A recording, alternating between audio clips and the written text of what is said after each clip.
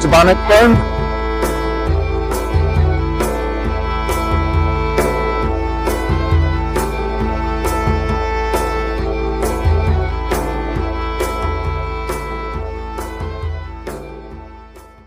For David McHutchon of Sovereignty.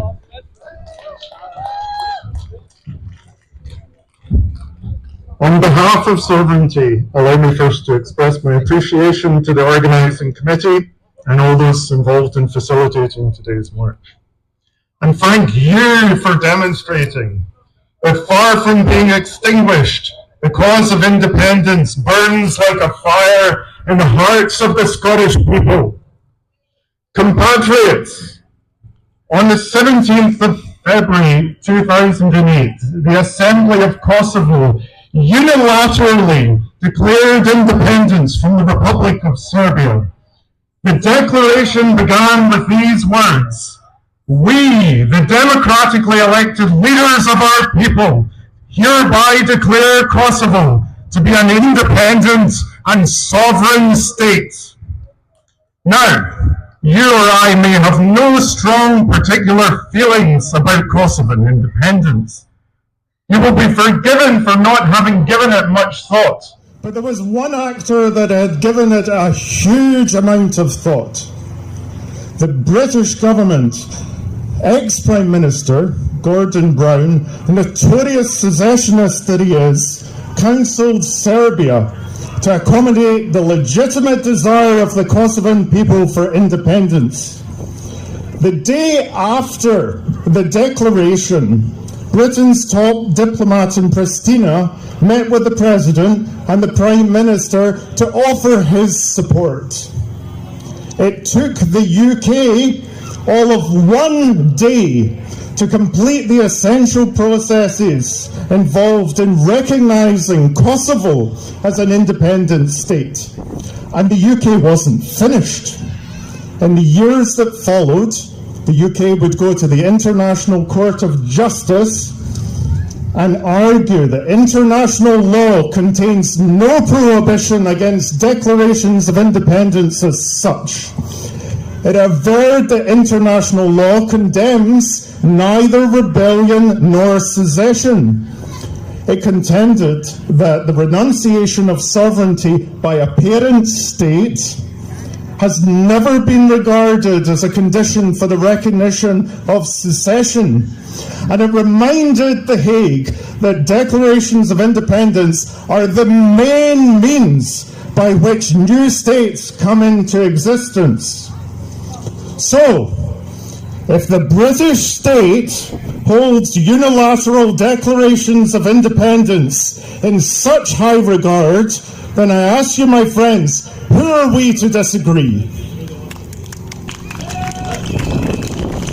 But that was a Labour government, and I know what you're thinking. Maybe the Tories don't hold self-determination in such high esteem. Well, you would be wrong. Just a few months ago, a junior Tory minister told the Commons that the UK government will always protect and promote the right of self-determination of the Falkland Islanders. Another junior minister vowed to protect the right of the people of Gibraltar to determine their own political future, while a Tory peer has stated that the right to self-determination may be counted among the UK's fundamental values. But if you're standing here today and you're unconvinced about this UDI thing, then there's one person who I know whose words cannot help to dissuade you.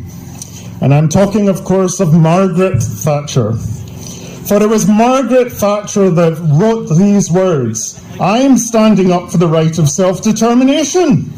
I'm standing up for international law." These are in her memoirs. "I'm standing up for small territories and people the world over. If the UK government believes in self-determination and in unilateral declarations of independence, then who are we to disagree?"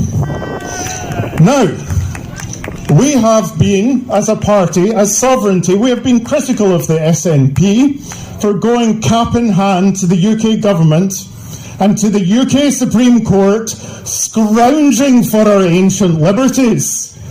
Repeatedly being told no is not a strategy. But I will say this for the SNP. At least we know now where we stand.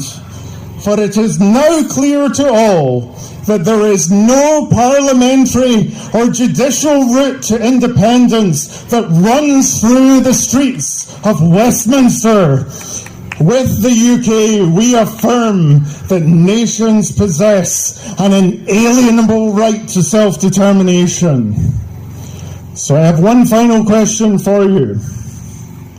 Since when was self-determination something that you expected others to do on your behalf?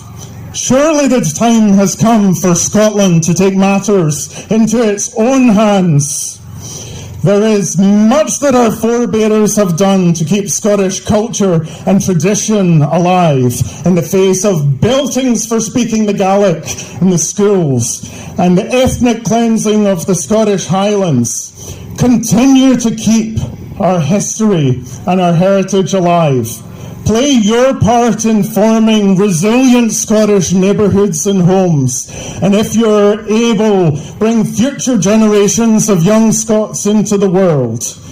But if we hold our legacy in right regard, may be said of us that we despised no adversity, so that future generations of Scots might live in freedom.